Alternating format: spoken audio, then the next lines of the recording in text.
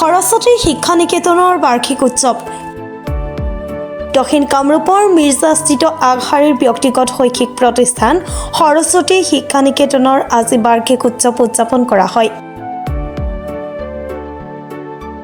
দিনজোৰা বৰ্ণাঢ্য কাৰ্যসূচীৰে মিৰ্জা জামৰতল খেলপথাৰত বিভিন্ন ধৰণৰ সাংস্কৃতিক অনুষ্ঠানৰ লগতে শৈক্ষিক ক্ষেত্ৰত অগ্ৰগতি লাভ কৰা বিভিন্ন ধৰণৰ বঁটাৰ লগতে সম্বৰ্ধনা জনোৱা হয়।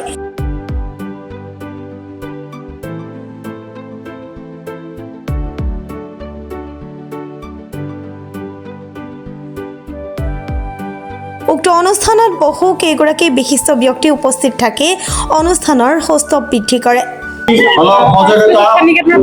কাৰ্যসূচী এইটো আমি প্ৰতি বছৰেই খুব ধুনীয়াকৈ আটাইবিলাক ল'ৰা ছোৱালীৰ পাৰ্টিচিপেশ্যন লক্ষ্য কৰোঁ।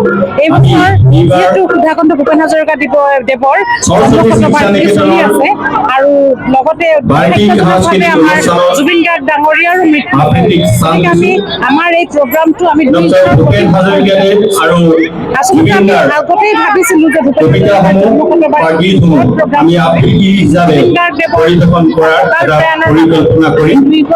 একেলগে শ্ৰদ্ধা জনাই কৰিছোঁ। আজি আপোনালোকে দেখিছে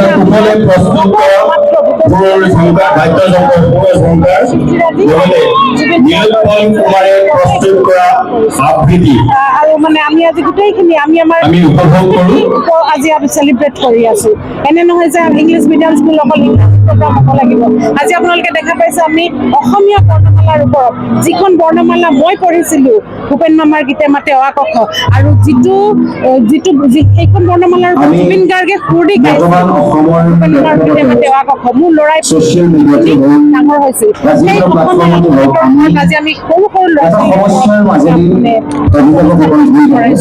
আৰু আপোনালোকে হৈছে ভূপেন হাজৰিকা দেৱৰ, জুবিন গাৰ্গ দেৱৰ আপোনালোকে দেখা পায় গোটেই অসমৰ দহল কৰি পেলাই আজি আমাৰ অনুষ্ঠানত ফাদাৰ লুকাছ উপস্থিত আছিল।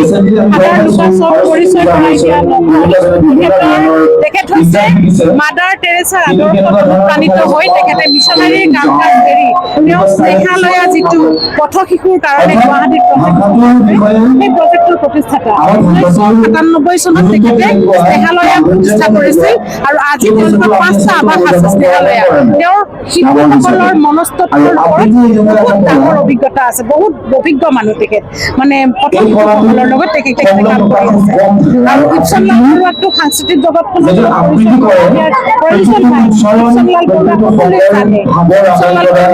আমাৰ বহুত মানে তেওঁ সংগীত পৰিচালক হয়, নাই আৰু তেখেত জুবিন গাৰ্গৰ তেখেতসকল আজি অতিথি আছিল। লগতে SDC বাইদেউ আজি পাইছে, SDC বাইদেউ আছে আৰু আমাৰ যিটো স্থানীয় তেখেতসকল আমাৰ কাৰণে বহুত স্পেচিয়েল।